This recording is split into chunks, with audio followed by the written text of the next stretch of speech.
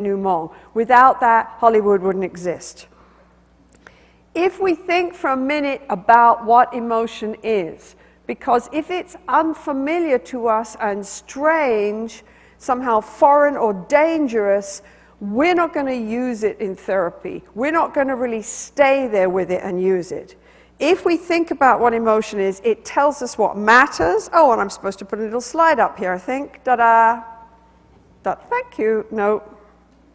Good. I can manage that, right? Emotion orientates us to what matters. It tells us what matters. And what I tell my students is, talking about the craft of conversation, when you get lost with your client, just go back to the last really hot moment. Go back to the last time when there was all kinds of emotion on their face, because you're always relevant. You're always on the money. So emotion focuses on what matters, steers us to what is worthwhile, steers us away from danger. It's a survival compass. It tells us what we need. And if we are damaged in our amygdala, arguably the emotional center of our human brain, we cannot make the simplest of decisions. We cannot choose between options. What we have done in the past is separate emotion and cognition, and that's a craziness, of course, because they come together in our functioning.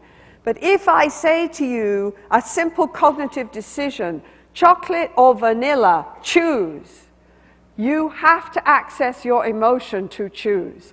Otherwise, you end up saying, oh, I don't know. Well, you know, could be vanilla, but let me think about it. My thoughts about vanilla are, you know, well, vanilla, you know, I mean, so we need our emotions to direct us. Emotions move us. They have a response repertoire tied into them. They're actually basically behavioral programs. If the fire alarm went on in this building, I would become irrelevant to you in a nanosecond. You would all focus on the fire alarm. Your whole brain would shift focus. You'd exclude other information. Your blood would go to your feet. Your nervous system would fire up. You'd scan your environment. Your prefrontal cortex would say, danger, get the hell out of here, and you'd move. Right? That's amazingly functional. Unfortunately, the very speed of what I'm talking about can sometimes get us stuck with emotion as well, especially in therapy. But all this happens inside our skin. It's the most powerful motivating system we have. But that is just half the picture. And as therapists, we really need to understand this second piece. Emotion signals to others.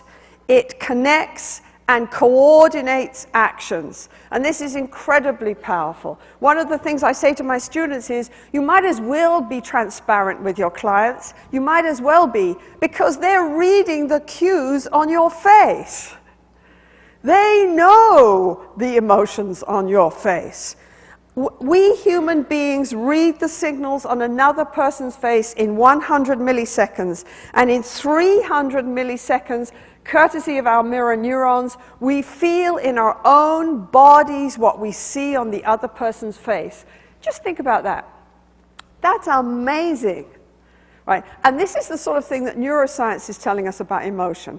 And what is that about? That's about being able to tune into people really fast so that we can coordinate actions. We can move together as a group, as a tribe, as a couple, as a family, right?